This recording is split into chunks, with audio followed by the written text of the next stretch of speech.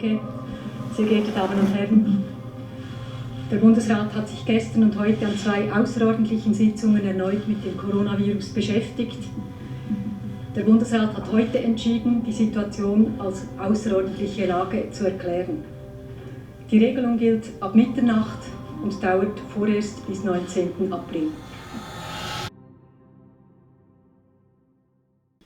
Hey guys. Hi. Hello from self-isolation here in Switzerland. End of week 1. Week 1. A week ago, the Swiss government announced a lockdown, which essentially meant that only essential shops can stay open.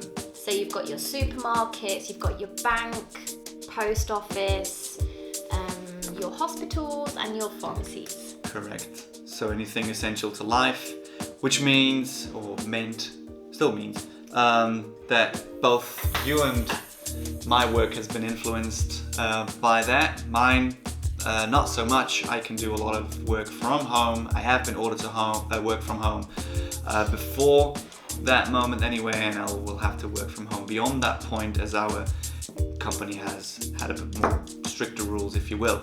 However, your business has had a bit of a write-off, if you will, as a personal trainer. Not a total write-off, but pretty heavy dig, let's say. So the group fitness classes that I've been teaching in other studios have been cancelled because all the fitness studios are closed till the 30th of April. And then my private customers, most of them have said yes to online training, which is good. Thank you guys. That's great. But obviously there's the odd few that said no, don't really want to train online, which is totally understandable. But isn't it crazy how quickly we set it up, your online training, how to set up camera, audio, and I mean it's pretty DIY. Thanks to him. Or to him. And yes, DIY. Pretty much DIY, but it worked, and your customers have been pretty happy with it, right? Yeah, very happy. For example, to stand up the laptop so it's higher, we found an old drawer, we just tipped it on its side so it's a nice height. I'm using his headphones. You'll get a glimpse in a second anyway. More than ever nowadays, working from home, not leaving home as much as possible. So it's like business and private in your same 4 walls. You don't get out. We haven't. The only time that we've left the apartment, in a week and a half now, was once, twice. Did we do it twice? Yeah. So that's it. Since the full, complete lockdown, it was once, and I dropped off a parcel for our neighbour who's 80 years plus something. She makes old. Great cake. She makes great cake, and in exchange, I might have brought a parcel to the post office for her. So yeah, it's the one thing that has saddened me a little bit is seeing how people react, and can't find a better word, but being a bit selfish really has really stood out. Very selfish, not a bit, very selfish. It's shown people their true colours. They just think about themselves, unfortunately. It's not everywhere, but we've seen a lot. Raided shelves. I mean, you've seen it all over social media, the news, shelves are empty. But yeah, we've been documenting this week a little bit, just to give you a glimpse on what our average day looks like. And in order to avoid you watching 7 days of the same rundown, we've come to the conclusion that maybe it'd just be interesting to see what an average day would look like. So here's what an average day looked like for us this week.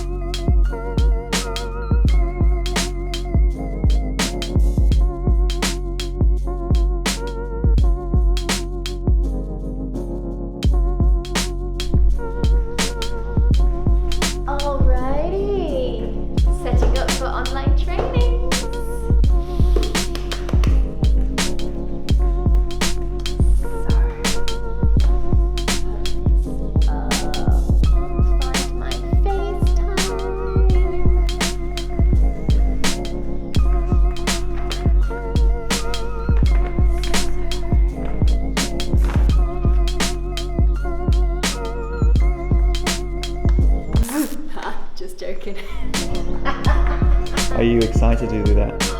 So excited.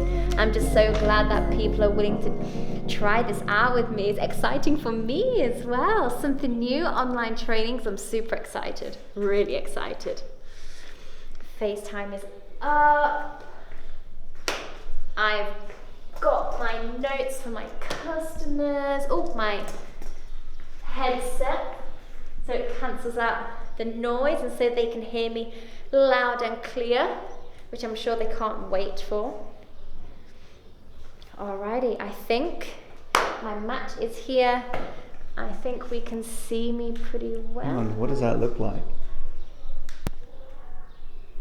Oh, do you want to see the camera setup? There you go. So I just need to move that down a little bit so my customers can see me and the mat. So that's technically the view of the customers. That is awesome. This is what the customers can see. I'm in full view here. All I need to do is just check the Bluetooth, see the connection's right, and ready to rock and roll. Wish me luck. Ready to online train.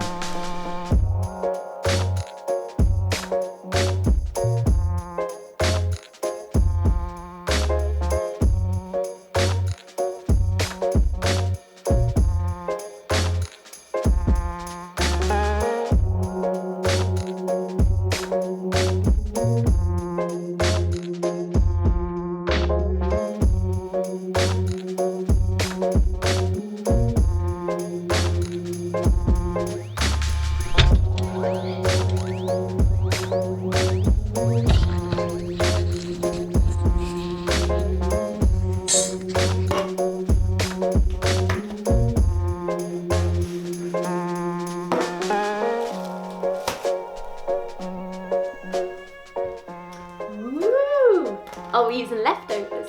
Yes, we are. Nice.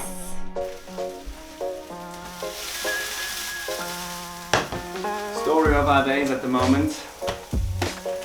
Work, work out, eat, work some more. And that's it really.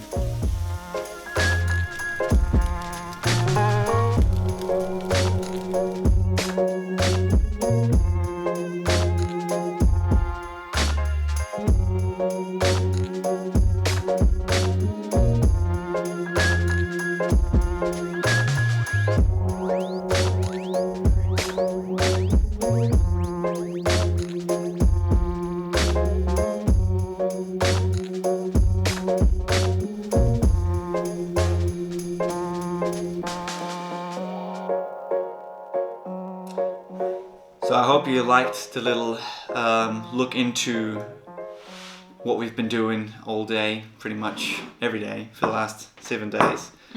Times have been every now and again a bit different, but it looked the same. I was working, you were working occasionally, we worked out, we ate. You've been working out a lot actually. Yeah, I've been working out more than usual, which is good, So yeah, but we've come to a point where we thought of ourselves to not just get sucked into all the negativity. You can look through the internet and social media news and you'll get sucked into this negativity. We've actually been trying to look at some of the positives that come out of this lockdown.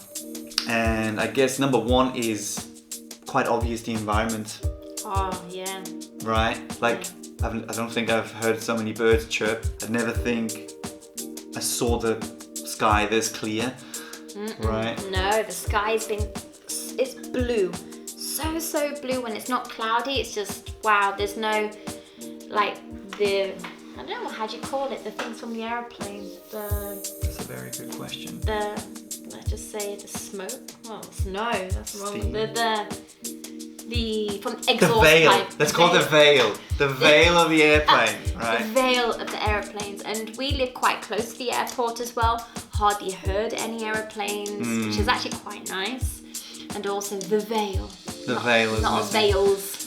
And also, if you look at NASA, they have come up with an animation of the nitrogen dioxide that's going out into the world and how it's been reduced ever since. Obviously, productions have calmed down, the flights have been reduced, people stay at home.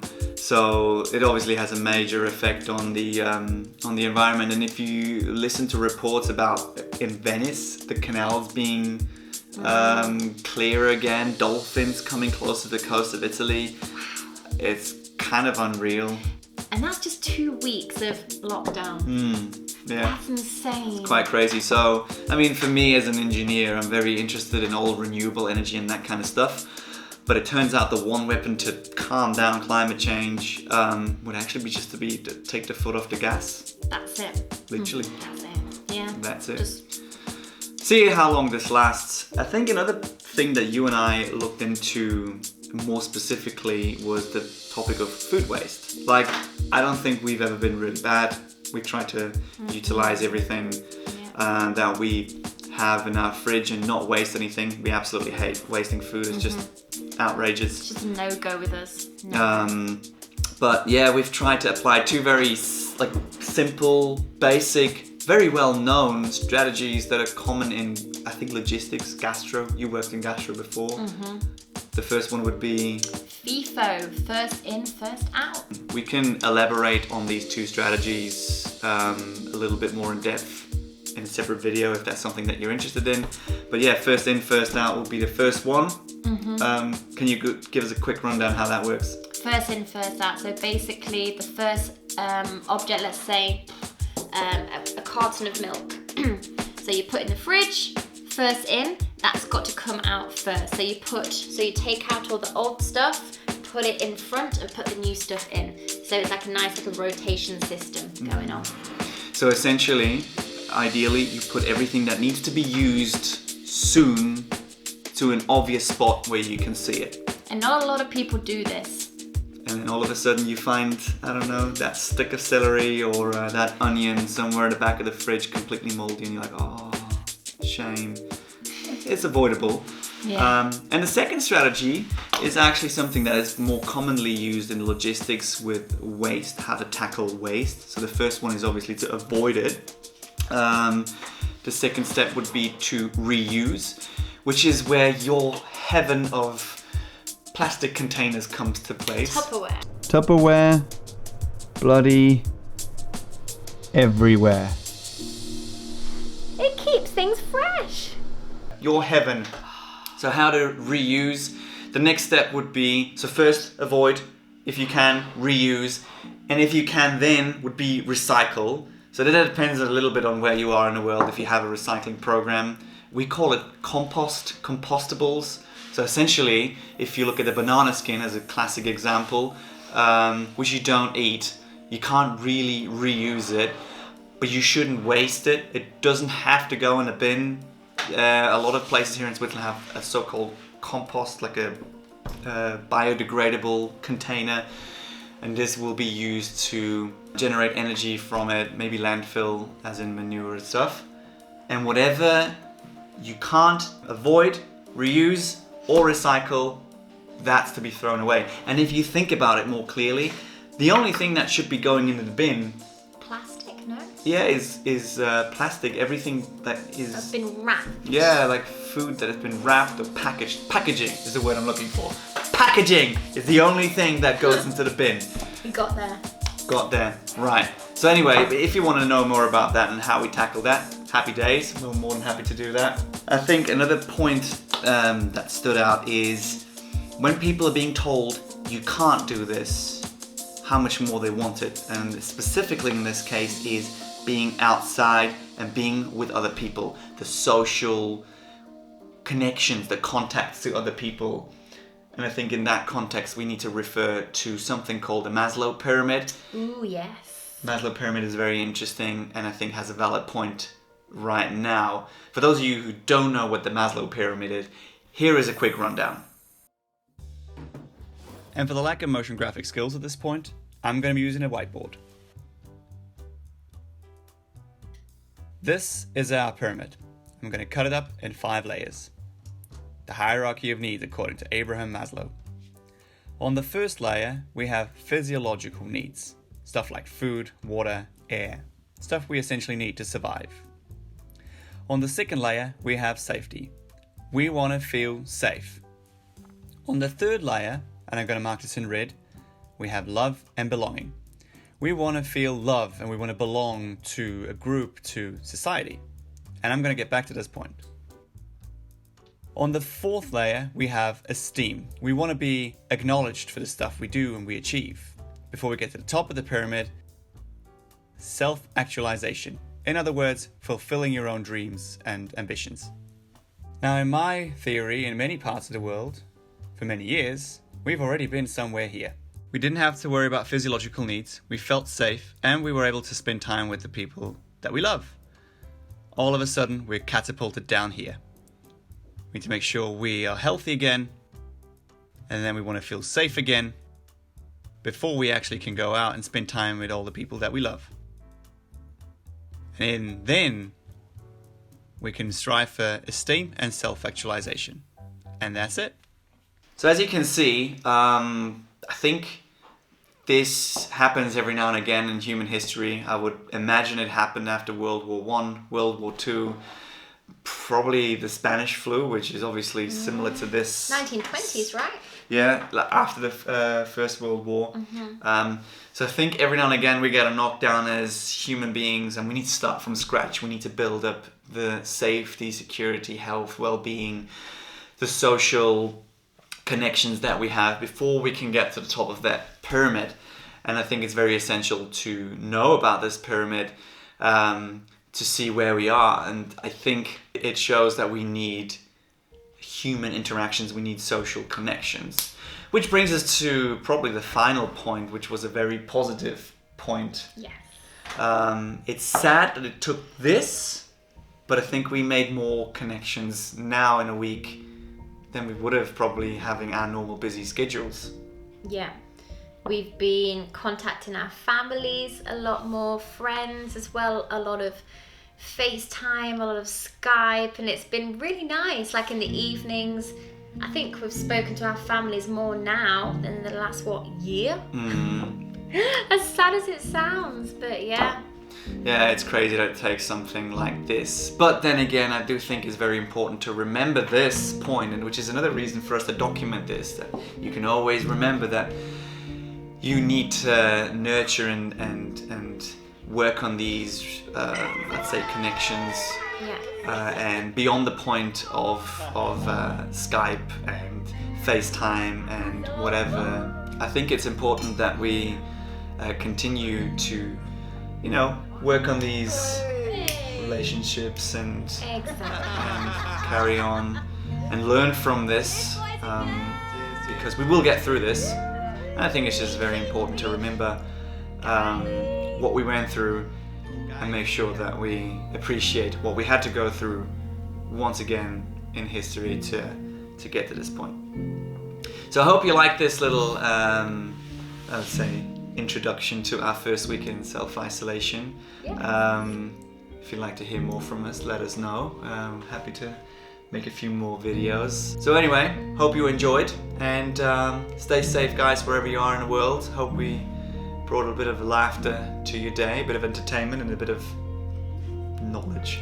Yes, exactly. Stay home and stay safe, guys. Stay safe, guys. See you later. Bye.